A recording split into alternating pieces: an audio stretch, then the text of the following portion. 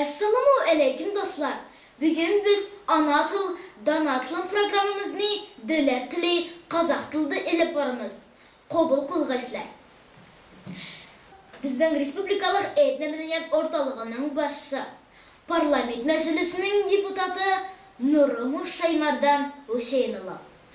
Barlıq Қазақстандықтар memleket tili bolğan kazak tilin 100% mеңгеруі тиіс деген maqalasında Қазақстандық Uygurlar мен Қазақтардың bir-birin аудармасыз түсінеді деген сөзінің дәмді ретінде ақылды, өнерлі қыздармен достасып, бүгінгі бағдарламаны қазақша өтемін деп ұйғардым. Құрметті көрермендер, сіздерді бізбен қалуыңыздарды сұраймын. Бүгін бізде қонақта Азамат Маратұлы. Сәлеметсіздер бе?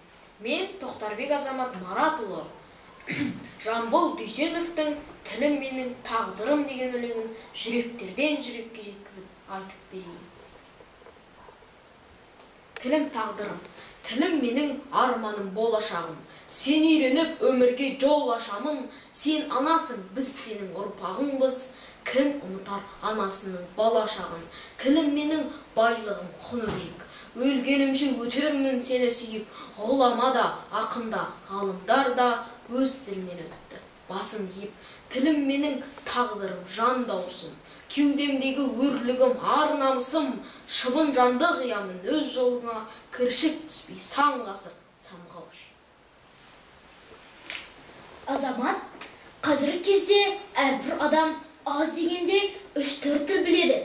Сен қанша тілде еркін сөйлей аласың? Мен бірінші өз тілім ана тілі қазақ тілімді, екінші орыс тіл, үшінші ағылшын, төртінші көршілеріміз ұйғыр болған соң ұйғырша, 4-5 тілді білсем де, одан да көп тілді үйренуге мақсат қойдым. Бүгін бізде қонақта Тастан Зәуре Қанат қызы. Сәлеметсіздер, мен Тастан Зәуре Қанат қызы. Номері 21-ші орта мектебінің 4-ші А сыныбында оқимын. Бүгінгі менің тақырыбым экология жайлы болады. Мына суретте бейнеленген зәулім үйлер және көптеген көліктер. Қазіргі заманда осындай зәулім үйлерді көп кездестіреміз және осыншама көп көліктердің санына сан жетпес. Бұл көліктер ауаның ластауының бір себебі. Олардың түтін шығатын жерінен жаман ауа шығады. Солай біз ауаны ластай бастаймыз. Егер де біз қаламызға осылай ағаштар егіп, гүлдер отырғызып, қоқысты тастамай, біз табиғатымызды таза сақтап қала аламыз. Ал мынау тау баурайында орналасқан ауыл. Бұл жердің ауасы адам денсаулығына өте пайдалы. Құстар, атып келе жатқан таң, өзендер. Мен Нұрсұлтан қаласының макетін жасадым. Мынау бізде бәйтерек монументі.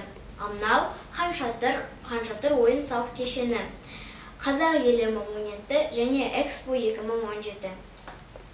Достар, бүгінгі достық жүрек сәлемі бағдарламамызда бір-бірімізбен таныстық, сырластық, достастық. Енді Азамат Маратұлының достық күймен аяқтаймыз. Сау саламат болыңдар.